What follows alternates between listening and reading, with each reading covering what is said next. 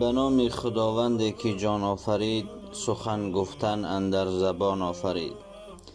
السلام علیکم دوستان، برادران و خواهران عزیز و مهربان.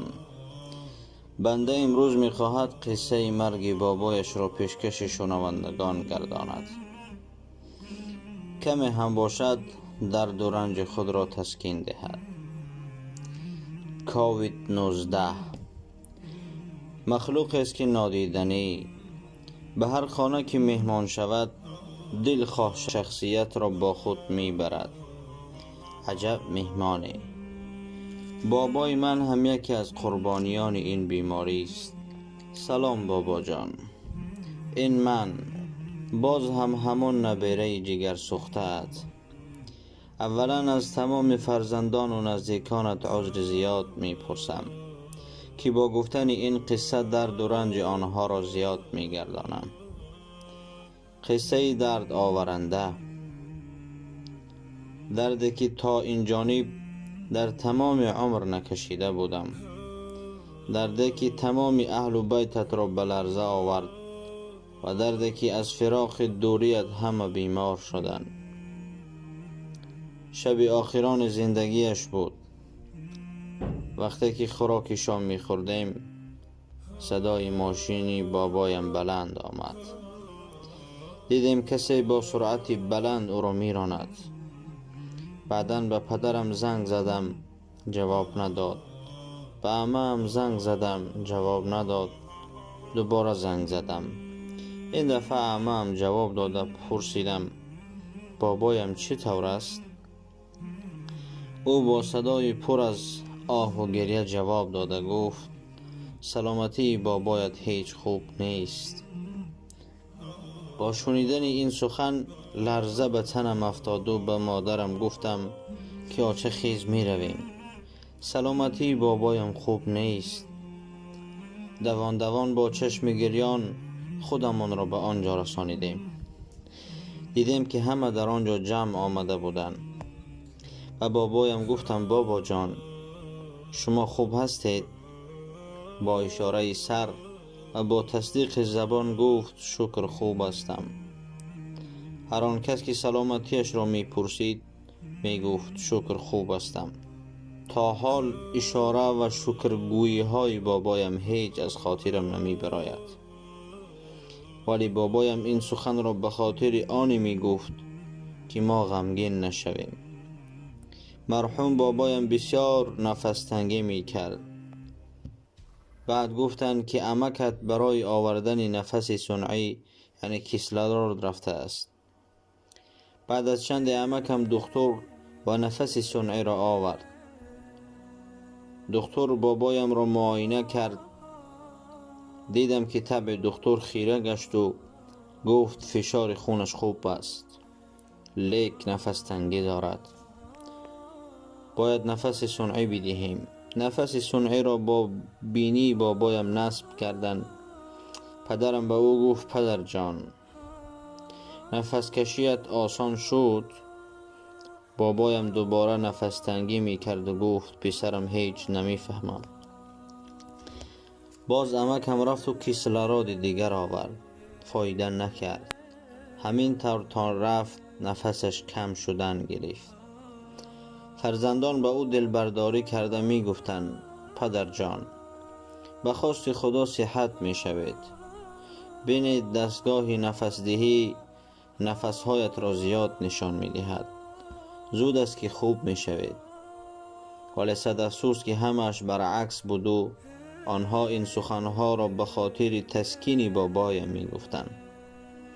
فرزندان همه در بالای سرش جمع آمدن به غیر از 4 فرزند جگر سوخته ای که در فدراسیون روسیه قرار داشتند.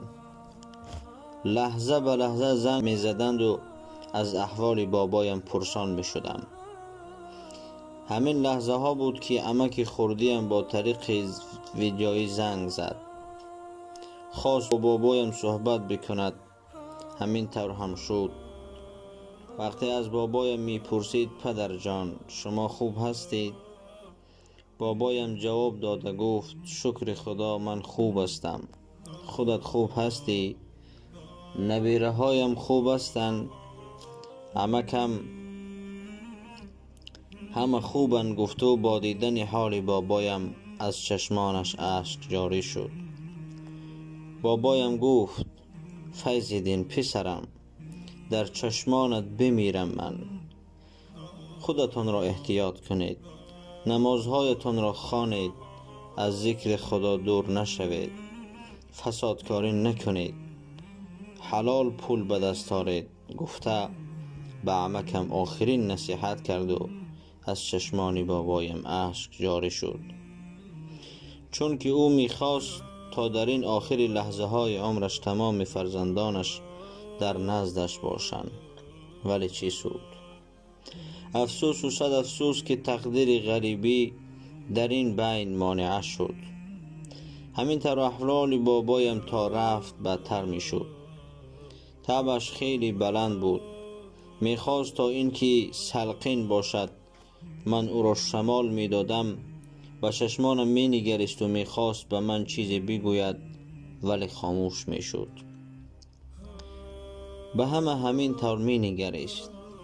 ناگهان خواهرش یعنی عمه پدرم، او را هم سلامتیش آنقدر خوب نبود. عمم به بابایم گفت اکا جان به شما چی شد؟ چرا به من نگفتید که سلامتی شما اینقدر وزنین است؟ چرا پیشکی مرا به نزد اکم نیاوردید؟ بابایم جواب داده گفت سیبی، شکر خدا خوب هستم، غم مخور. ما وقتی می دیدیم که بابایم هیچ خوب نیست و هرگاه می شنویدیم که او می گوید خدا را شکر خوب هستم، دیگر خود را هیچ داشتن نمی توانستیم و به گریه می آمدیم. بابایم از دست عمم گرفته گفت سیبی حلالم کن. عمم با گریه و آه گفت اکا جان این طور نگویید، خدا خواهد زود است که خوب می شوید. تمام ما به او گفتیم که خوب می شوید، لیک او خود می دانست که این درد دیگر خوب شدنی نیست. این درد است که او را از این دنیا خواهد برد. بابایم به تمام ما با چشم چار می نگریست ولی زیادتر چشم به در می بست. شاید چشم برای فرزندان غریبش بود. بیبیم را نمی موندن که به نزد بابایم درآید تا اینکه بیماریش به بیبیم نگذرد. لحظه بود که بیبیم زور زده از در آمد ولی او را نماندند که به بابایم نزدیک شود. از دوری همدیگر را می نگریستند ولی هیچ حرفی نمی گفتند، فقط با چشمان پر از اشک به همدیگر نظر می کردند. شاید آنها با قلبشان سخن می گفتند. از همدیگر بخشش پرسیدند و خواستند همدیگر را حلال کنند. خلاص بعد چند لحظه بیبیم را از آنجا برآوردند. تمام فرزندان در غم و اندوه فرو رفته بودند و در خدمت بابایم بودند. یکی دست می مالید، یکی پای، یکی تبش را می سنجید، دیگری به او آب می داد و همین طور ساعت به 23 رسید. بابایم از عمکم خواهش کرد تا او را آیه‌ای بخواند. عمکم خداوند از او راضی باشد همین طور هم کرد. آیه ها از قرآن مجید می خواند و به بابایم کوف می کرد. پس از چند بابایم از فرزندان خواهش کرد که خانه را خالی کنند تا این قضای حاجت کند و پای خود خسته همین طور هم کرد. بعد از آن باز به جایگاه خواب خود دراز کشید و آب خواست. گفت آب خنک می خواهم. پدرم به او گفت پدر جان آخر به شما آب خنک ممکن نیست، دکتر اجازت نداد. بابایم گفت خواهش می کنم به من آب خنک دهید. در آن لحظه بیبیم از سخنها شنیده در از صندوقچه خود آب زمزم برآورد. آب زمزمی که خود بابایم از مکه آورده بود. این آب را از لحظه های آخر عمرش نوشید و سیراب گشت. من در این حالت به بهانه خواندن نماز خفتن از نزد بابایم خارج شدم و با بابای مادریم زنگ زدم، به او اصل واقعه را نقل کرده گفتم بابا جان، اگر خواهید که دوست و رفیقتان را بار آخران بار ببینید، زود به خانه ما بیایید، چون که خدا میداند ولی لحظه های آخر عمر بابایم است. ولی افسوس و صد افسوس که بابایم را دریافت نکرد. نمازم را خواندم و دوباره به حجره بابایم برگشتم و شمال دادن را ادامه دادم. وقتی که قوت دستانم سست می شد و شمال کم می دادم، بابایم به من با حسرت می نگریست و چیزی نگفته خود می فهمیدم که او شمال بسیار می خواهد، چون کتابش خیلی بلند بود و پایین نمی فرامد. شاید او درک کرده بود که دیگر شفا نمی یابد. بعد چند بابایم گفت در کیسه فلان کرتم 60 سامانی و شهادت نامه رانندگیم است. پولها پولهای خودم هستند، از کسی قرضدار نیستم و کسی هم از من قرضدار نیست.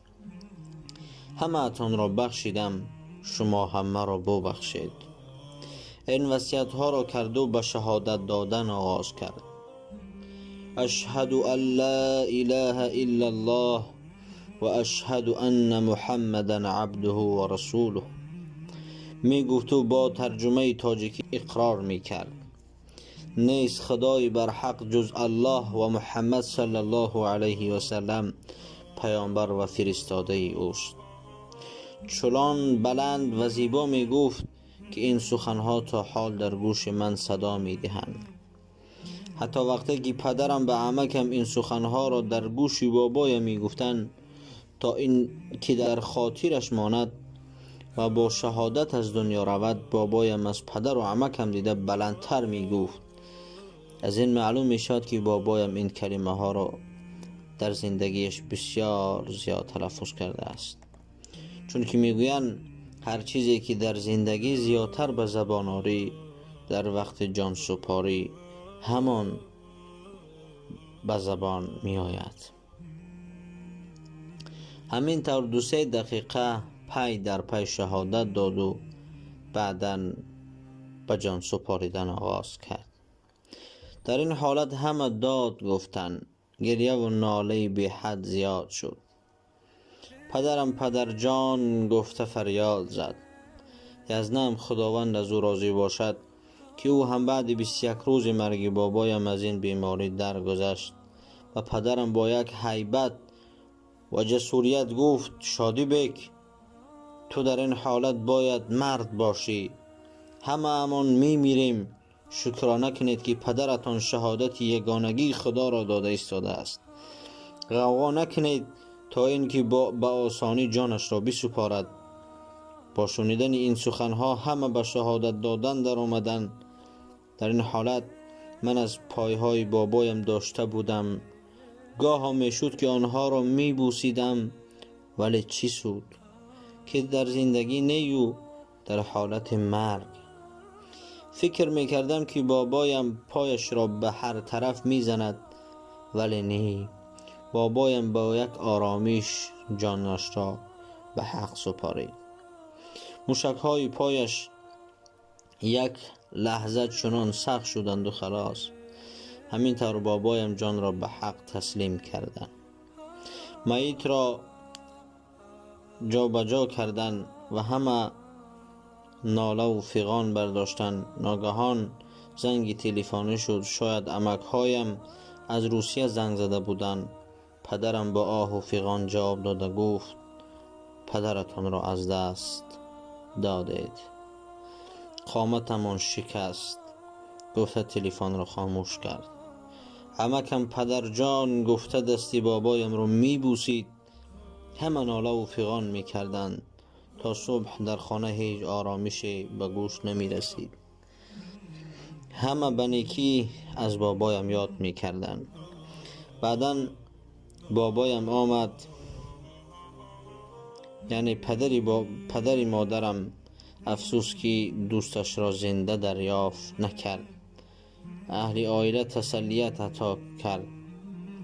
گفت ما همه از آن خداییم و به سوی او بازگشت داریم. بعداً فرمان دادند که خانه را خالی کنند تا اینکه میت را بشویند. همه برآمدند، میت را شستند، کفن پاره کردند و پوشانیدند.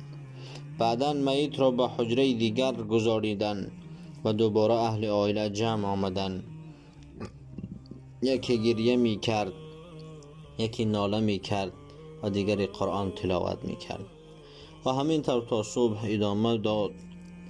بیم خداوند بر او صبر عطا کند درون به درون می سوخت. از سوزش دل آب از چشمانش می شارید ولی آواز بلند نمی کرد. صبح هر آن که بابایم را می شناخت به خبر مرگش به گوشش رسیده بود به جنازه آمده بود. شکرانه پروردگار چنان جنازه خان زیاد بود که مدت‌های زیادی بود که در دهه اینقدر جنازه خان جمع نآمده بودند. همین طور نصف روزی شد. جنازه را ساعت 12 مقرر کرده بودند. آن روز بابایم را در خانه خودش مهمان بود. اسب چوبین را آوردند، بابایم را سوار کردند. افسوس که بابایم رفت. بابا جان، ما را زود پرتافته رفتید، آنقدر زود که ما حالا با مرگ تو تیار نبودیم. قناتم را شکستی بابا جان. اکنون چی طور به خانه ات روم؟ خانه ای که تو در آن جان نیستی. به خدا نمی توانم، ولی به خاطر بیبیم دمادم به آنجا می روم. بابا جان، یاد داری روزی که بیبیم بیمار شده بود و امید خود را از زندگی کنده بود، می گفت من می میرم، شاید آن آخرین نفسهای من باشد. حتی مال و اشیا را به نبیرگان و فرزندانش یادگاری تقسیم کرده بود. یاد داری تو می گریستی و با بیبیم امید زندگی می دادی. می گفتی که این طور نگو، شفا می یابی. حالا زندگی من در پیش است. حتی وقتی که با هم نماز عصر را می خواندیم، در نماز هم می گریستی و هم دعا می کردی که خدایا همسرم را شفا ده. بیبیم را تسکین دادی و خودت بیوفایی کرده رفتی. بیبیم را تسکین دادی و خودت 6 روز بیماری کشیده رفتی. طول 6 روز خدا می داند که چی دردها را کشیدی بابا جان. تا حال هیچ باوریم نمی آید که از دنیا رفتی بابا جان. وقتی که به حولیت داخل می شوم خیال می کنم که از کجای برآمده می گویی که بیا که از کجا آمدی. هرگاهی که به بالای کت می نگرم، همان جایی که همیشه در یک کنج کت می نشستی، می بینم که جایت خالی است. جایت را زود خالی کردی بابا جان. اسبابهای استاگیت را نبیره هایت هر سو پرتافتند. کجایی که آنها را جمع کرده جا به جا کنی بابا جان. بله دوستان عزیزم، این بود قصه یکی از مردان خدا، قصه بابای یکایک ما و شما. برایشان از الله متعال جنت الفردوس خواهان هستیم و برای اهل عائله‌شان پروردگار دعا میکنیم که صبر جمیل عطا کند. با شما بودم بنده عبدالله، یکایک شما را دوست می‌دارم. خدای مددگار ما شما باشد.